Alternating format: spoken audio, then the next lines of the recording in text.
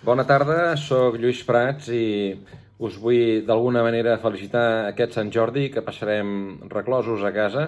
M'han demanat que us llegeixi un capítolet de Hachiko o un trosset de Hachiko i aquí anem.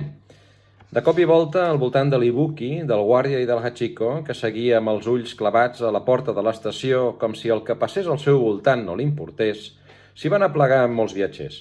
El tren de 6:45 acabava d'arribar a l'andana i en va sortir la geisha Sasaki, que anava acompanyada d'un altre jove, el senyor Mizuno, veí del professor Ueno, que havia perdut un fill a la Gran Guerra, els nens de l'escola i els fills de l'empresari Matsumi.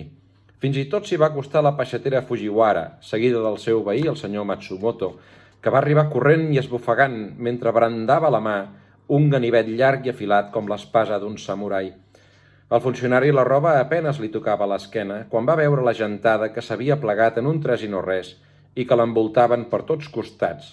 Però tot i així, va exclamar aixecant la mà on duia l'ordre: «Aquest gos no té amo i l'hem de dur a la gossera». «Com que no té amo?», va esclatar l'Ibuki.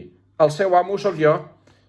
L'encarregat del correu postal va ser el primer de tots, però després d'ell, el senyor Kenso Sato, el cap d'estació, va cridar enfurismat: «L'amo de Hachiko també sóc jo».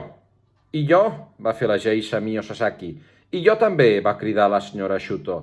«I jo?», van fer alhora la dotzena de persones que s'havien congregat al costat del gos. «I nosaltres?», van fer a duo la peixatera Fujiwara i el senyor Matsuto. Bon Sant Jordi.